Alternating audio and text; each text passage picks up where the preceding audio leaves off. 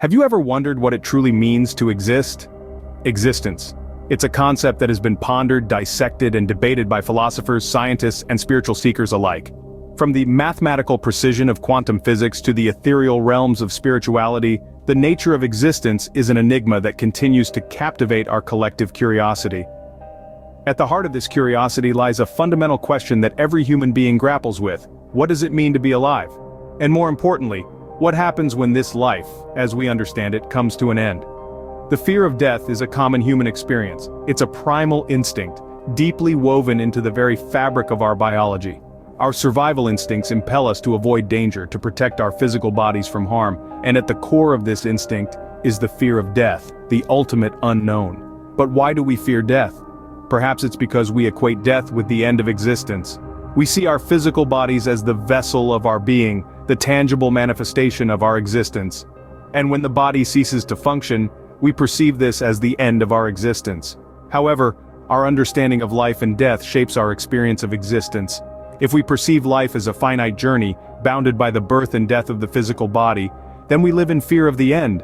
But if we perceive life as an infinite journey, where the physical body is merely a temporary vessel for the soul, then our fear of death diminishes. This shift in perception opens up a world of possibilities. It challenges our understanding of existence and prompts us to question the very nature of reality. It encourages us to delve deeper into the mysteries of life, death, and the universe. But what if we told you that death, as we understand it, might not be the end? What if our existence extends beyond the physical realm? What if we are not merely physical beings, but spiritual entities on an eternal journey? These are the questions we will explore as we journey into the nature of existence. Consider this tale, a story as old as humanity itself.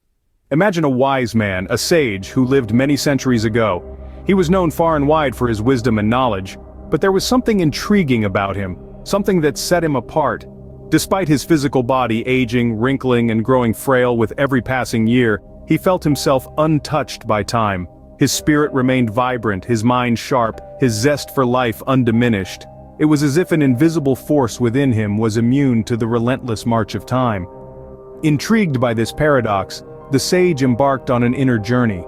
He sought to understand why he, who was visibly aging, felt an indomitable spirit within that seemed impervious to the ravages of time. He meditated, introspected, reflected, and roamed the vast landscapes of his mind, seeking answers. As he delved deeper into his consciousness, he began to sense a distinct separation between his body and this force within him. He realized that his body was merely a vessel, a temporary home for this life force.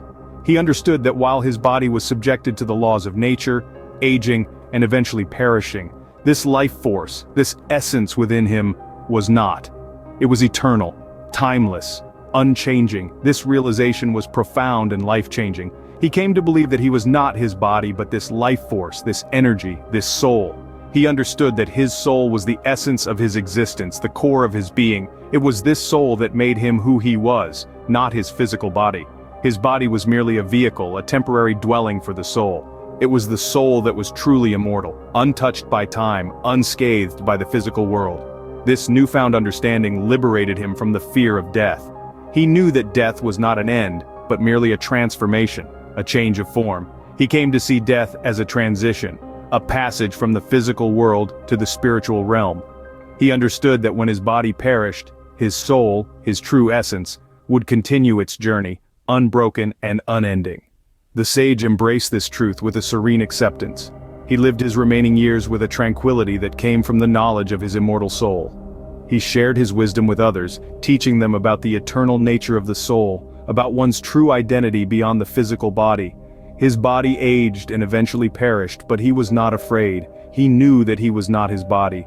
He knew that he was a soul, a timeless, eternal entity on a never-ending journey. And that understanding, that wisdom, made all the difference. It liberated him from the fear of death and opened his eyes to the boundless possibilities of the soul's eternal journey. But what is the soul? This is a question that has intrigued and mystified humanity since the dawn of consciousness. The soul, as understood by various spiritual and philosophical traditions, is a complex and profound concept. It is often seen as the essence of an individual, the core of our being, the very fabric of our existence. It's like an immortal traveler journeying through the universe and taking temporary residence in our physical bodies. In many spiritual traditions, the soul is seen as a divine spark, an eternal flame that burns brightly regardless of the physical vessel it inhabits. It's the part of us that is timeless, unchangeable, and untouched by the worldly experiences we encounter.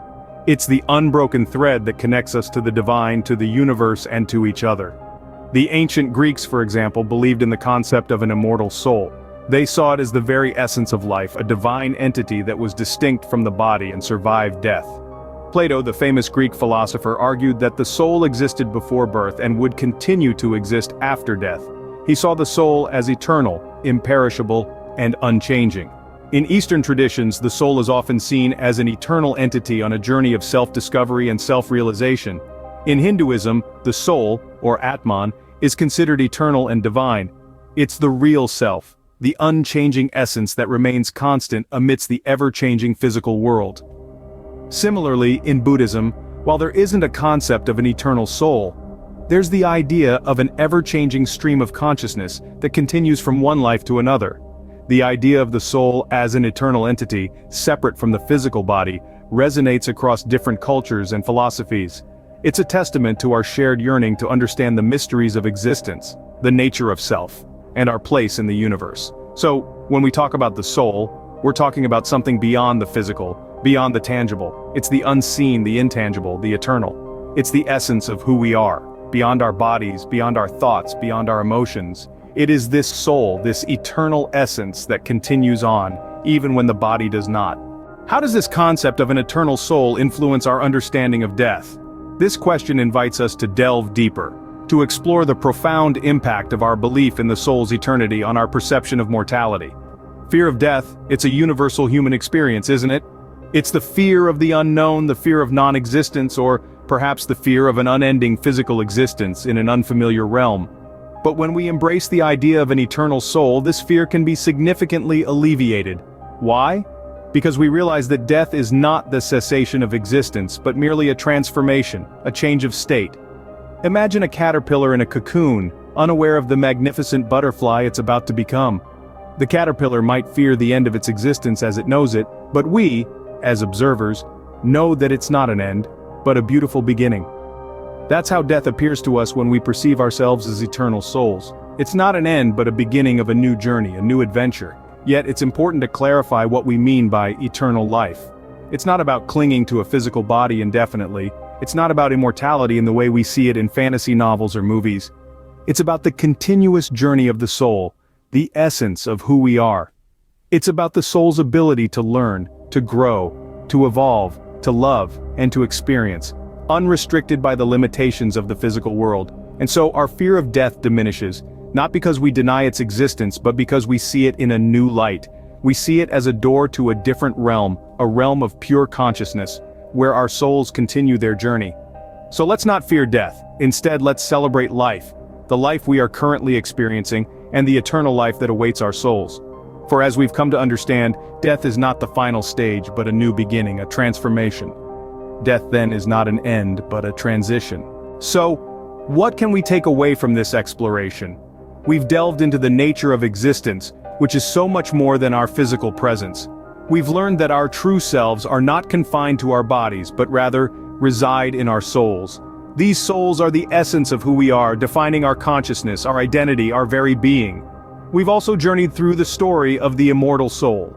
This tale, like a wise man's parable, underscores the timeless nature of the soul, its indestructibility, and its transcendence over the temporal world.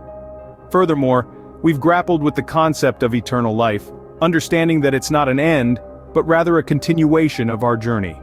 The fear of death dissipates when we truly comprehend that we are more than just our physical bodies. Remember, we are not our bodies. We are souls with eternal life. There is no need to fear death, for it is not the end, but a new beginning.